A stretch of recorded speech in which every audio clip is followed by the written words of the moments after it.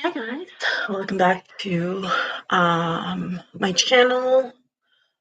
In this episode, or in this video, I don't know if this is what you call an episode of Makeup and Mental Health. We're going to be talking about generalized anxiety disorder. Um, and while I'm talking about that, I'll also be doing my makeup. So before I talk about that, I just want to let you know what I'm using. So I've been loving the Rimmel Lasting Finish Skin Perfecting Full Coverage Foundation. I have it in the shade 200 Soft Beige. I also have the primer that goes with it, which I haven't really used a primer in a while, but we will use it for this video. I just need my makeup to last all day. I have family coming over for dinner later, and I just want my makeup to last. It's also kind of muggy, raining, and windy outside. Also. So that's for my face. I'll be using the Physicians Formula Natural Defense Total Coverage Concealer. It also has sunscreen in it. It's a very lightweight concealer, and it does brighten up your under eyes. I haven't used a gel liner in a while, but I'm going to use this.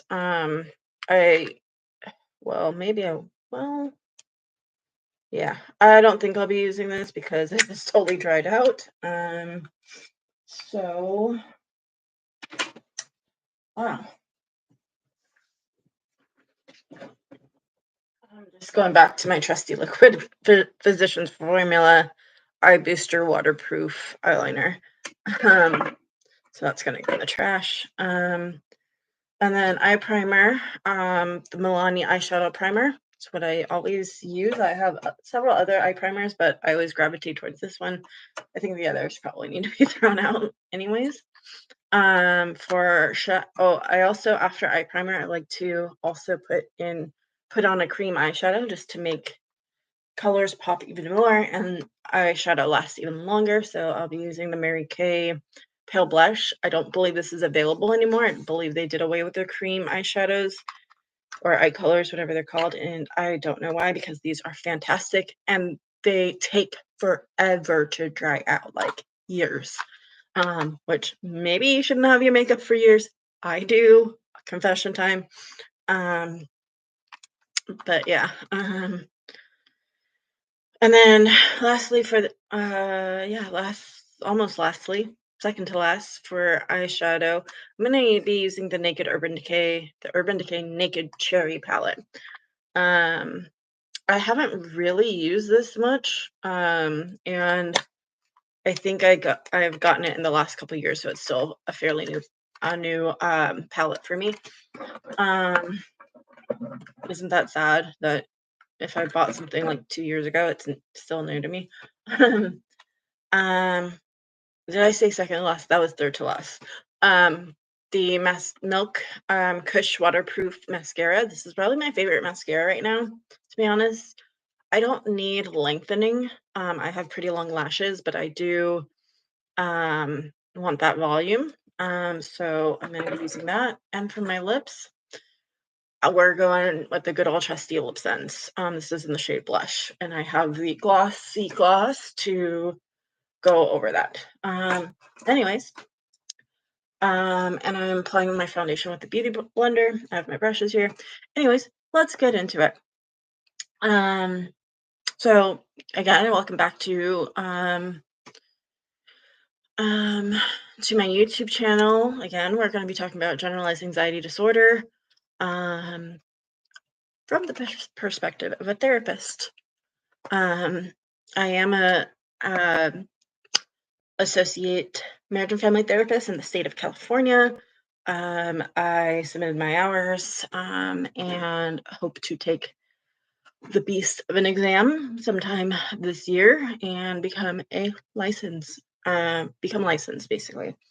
If you don't know how the process works in California, you go to graduate school for either marriage and family therapy, mental health counseling, or different schools call it different things, but essentially it's the degree that gets you to becoming a licensed professional clinical counselor, or you go to a school for a social worker. to be a social worker. And these are all master's level programs. Um, or psychologists, like if you go for your doctorate in psychology or PsyD. Um, psychologists are a little bit different, as in they're able to do a little bit different things that most therapists or yeah, that their therapists can't do. Um, but yeah, so like you go to school, you become, in your last year of usually the last year of your program, you go through something called practicum, and this is your kind of your internship while you're in school. Your school usually partners with different nonprofits, government funded agencies, and so forth, to allow their grad students, to gain experience. And so you actually start seeing clients there while you're in grad school. Um, don't worry, school practicum students have to have a lot of supervision. And they also, I believe, all schools, if not, I would think it's all schools, to be honest, but I don't know that for sure, uh, have a what they call a practicum class. And so that's just kind of like extra supervision. Um, and so once you complete however many hours that your school requires, and some schools don't require a set number of hours, they just require the year. My school required a set number of hours, and it kind of took me more than a year.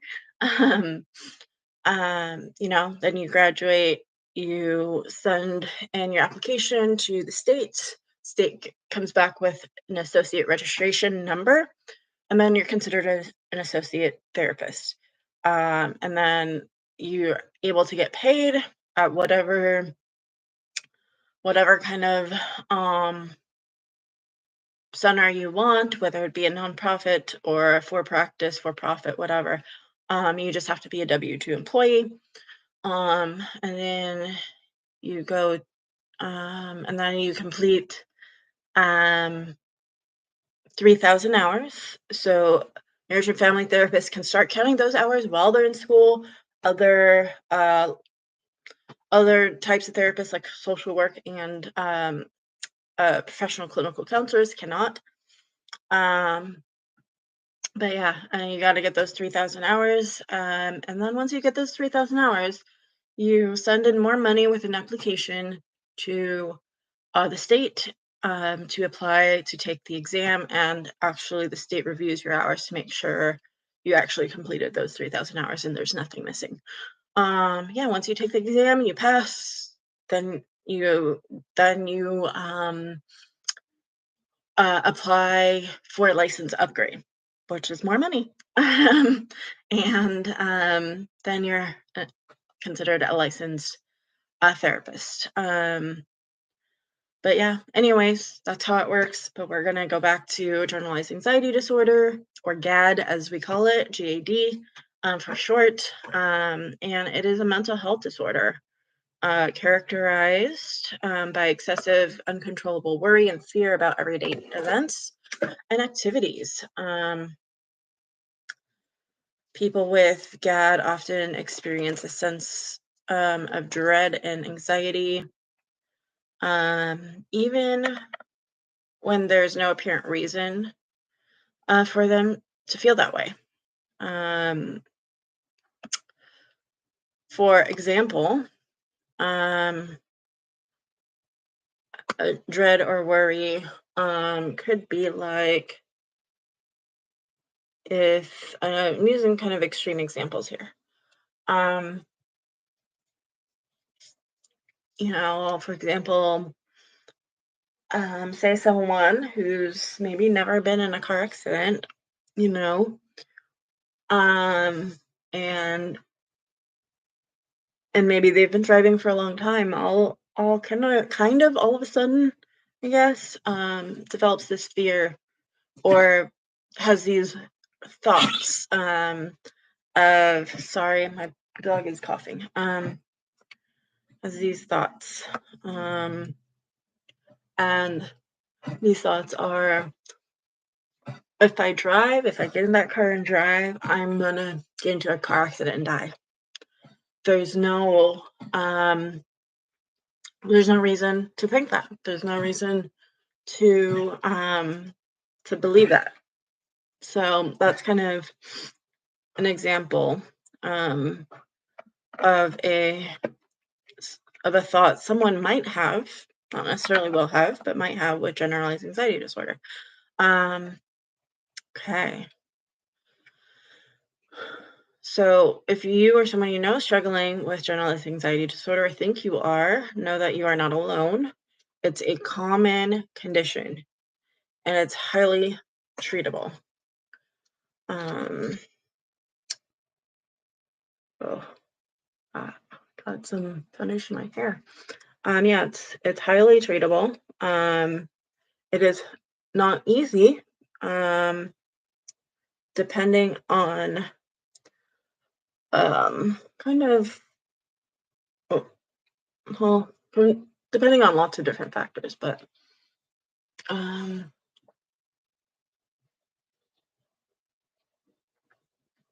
okay, I'm just referring to my notes here, guys.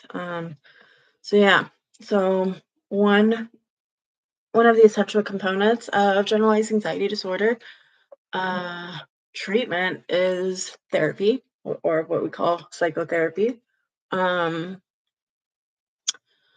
and in therapy, we work to identify, challenge the negative thinking patterns, like that contribute to the anxiety. We also teach coping skills that help individuals manage their symptoms. Um,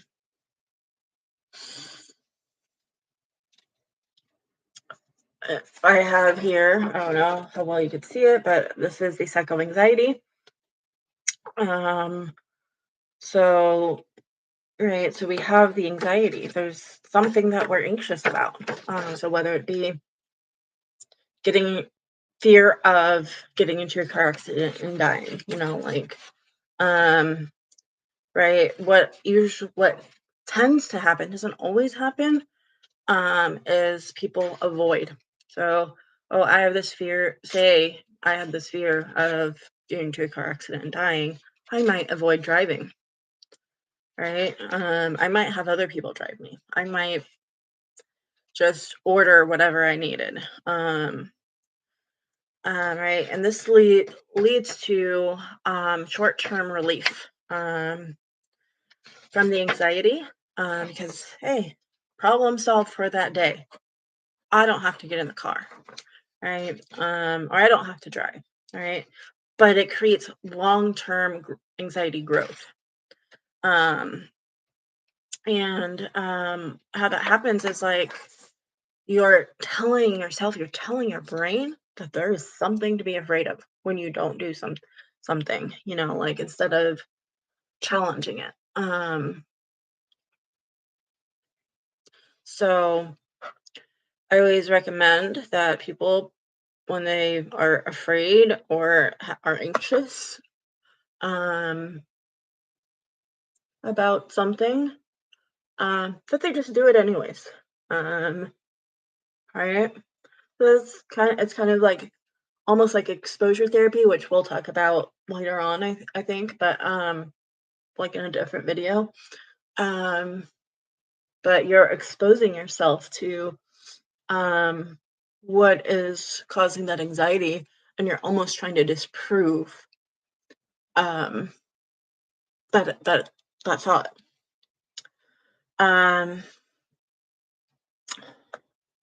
let's see, we use for treatment we use cognitive behavioral therapy a lot to help people with generalized anxiety disorder. Cognitive behavioral therapy, also known as CBT, works by examining thoughts that lead to anxiety, um, the emotions to these thoughts, and the actions that are result from these thoughts and emotions. And this is what we call a pattern. By understanding these patterns, we can work to disrupt and change them. Um,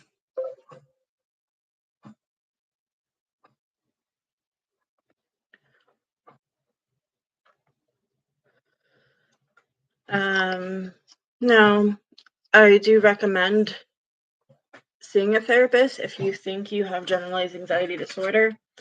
And a therapist can help you work through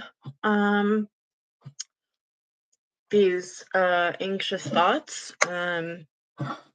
But if for some reason you don't have the resources to, um, one thing that works is, or maybe it's not a cure for anxiety as a whole, but it does help relax, um, y- help you relax and kind of ground yourself. But one simple thing you could do is just deep breathing or belly breathing. If you're done any yoga, you're probably already familiar with that. Or even like if you've done any like breathing classes for childbirth, that you might also be familiar with that. But basically, the idea is to breathe through your diaphragm, and as you breathe in through your nose, your belly or diaphragm expands like a balloon. You hold that breath, you breathe out through your mouth, and that your belly should deflate like a balloon. Um, there's no one size fits all approach for treating generalized anxiety disorder. So while CBT is evidence based for generalized anxiety disorder, it's not the only way to treat it. There's also dialectical behavioral therapy, maybe internal family systems, EMDR, and I'm sure many others. Um, it is essential to work with a qualified therapist to develop an individualized treatment plan that fits your needs. Um, yeah. Remember, if you think you have generalized anxiety disorder or have symptoms of it, not everyone who has symptoms of a disorder has the actual disorder. But either way, um, you might benefit from therapy. Um, yeah, so if you or someone you know is struggling with generalized anxiety disorder, help is available. And don't hesitate to reach out to a um, mental health professional for support. Um, yeah,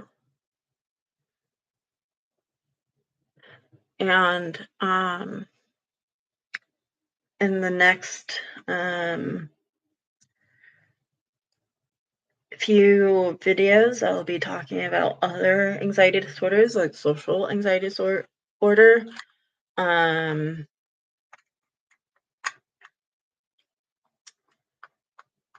um, is another one that's common. What else? I believe selective mutism, which is prevalent, well, not prevalent, but it's seen in kids usually.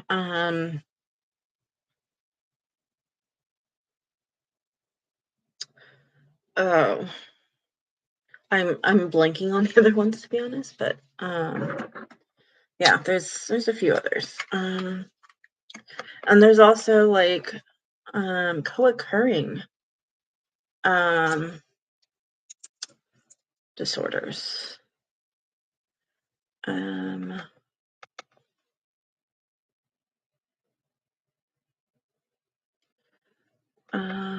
hmm. Like co-occurring means that you might have more than it's possible to have more than one um disorder, or like for example, many people with ADHD also have anxiety. Um or many people who are um who are on the autism spectrum can also have anxiety. Many people with OCD also have anxiety. So like there's a lot of co-occurring uh disorders like um and sometimes like they present very similarly. Um yeah. So that's all I have for generalized anxiety disorder. If you have any questions or would like to know more, I would always um sorry, I'm really trying not to say but I'm welcome to I'll be more than happy to record another video or answer your questions directly. Yeah, and so now I'm just finishing the rest of my makeup. Um, but yeah.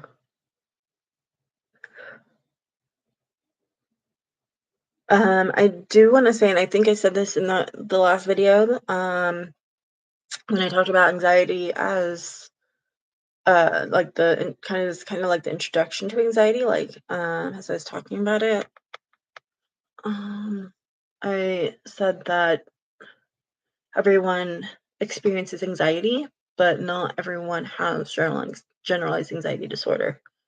What constitutes something as a disorder is if it impacts the functioning of your daily life. Um, so, for example, with the fear of car accident scenario that I made up, uh, whoa, you guys hear that? That is thunder. Um, um, yeah. Like someone might have that thought of, oh, what if I get into car and drive and get into a car accident and then die? They might have that thought initially, but they're like, oh, okay, well, I don't know. They might have these thoughts, they may not, or it might be subconscious, but like, they're like, oh, well, only one way to find out kind of thing, like they do it anyways. They do what they're afraid of anyways, or they're able to put that fear out of their head, like and maybe that's a common thing. They might have this fleeting thoughts, but they're able to still live their lives, like, and it doesn't have a whole lot of impact or any impact on their life, then um maybe they do experience anxiety, but it's not a disorder at that point. um so Yeah, that's something to keep in mind also. But regardless, the even if it's not a disorder, but you would like to address and not have these thoughts, uh, therapy is still recommended. Um,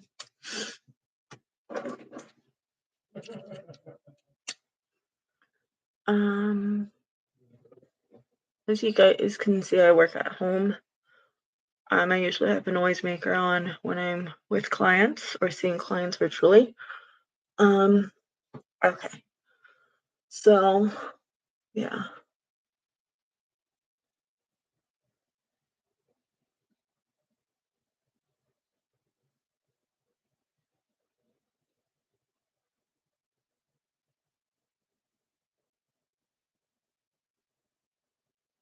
Oh, I always mess up this eye.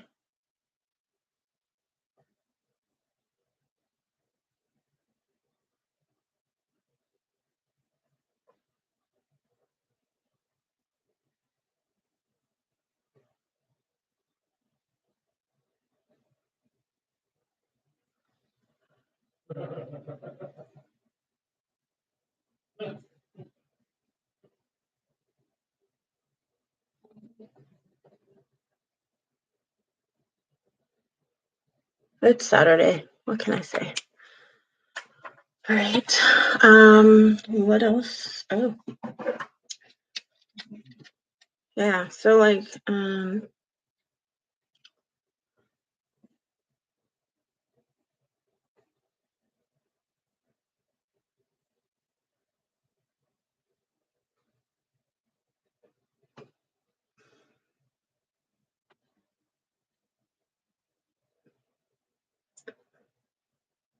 so I'm trying to do these videos like every Saturday, and for now they're just gonna be lives. Because I absolutely hate editing, and I think that's always been my problem. And hence I've never been consistent with making videos, even though I wanted to.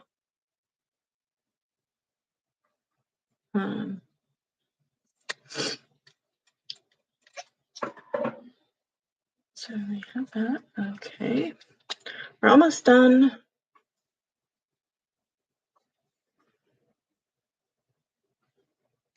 Okay, so I really like this concealer, but I don't like the applicator.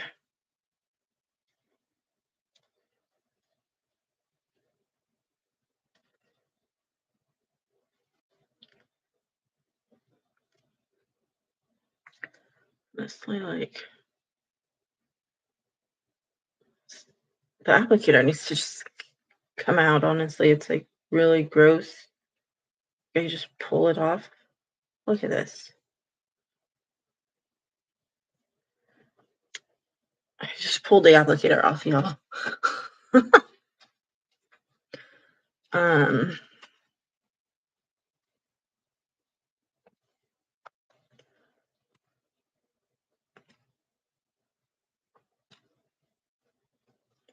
let's get that. So yeah, I'm actually going to be cooking some Vietnamese food tonight.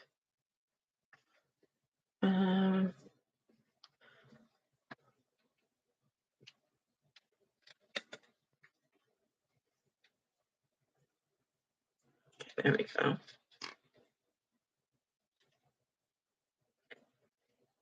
So this is dried up. I'm just using my fingers. I pulled the applicator off, and so now I'm just use my fingers to the initial application. And then my beauty blender. And I use the other side.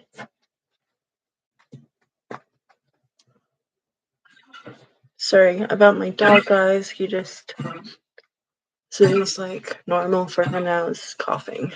Some days it's more, and some days it's less. He has been seen by a vet, but not recently, not since before we moved. And they don't really focus on that, to be honest. They haven't. No one's really focused on that. They focus on all the things we don't think they should be focusing on. But anyways. I'm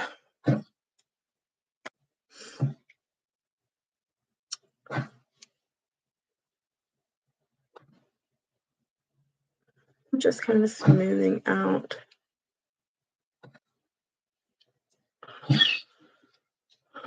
So I'm gonna go ahead and end this video before it gets too long.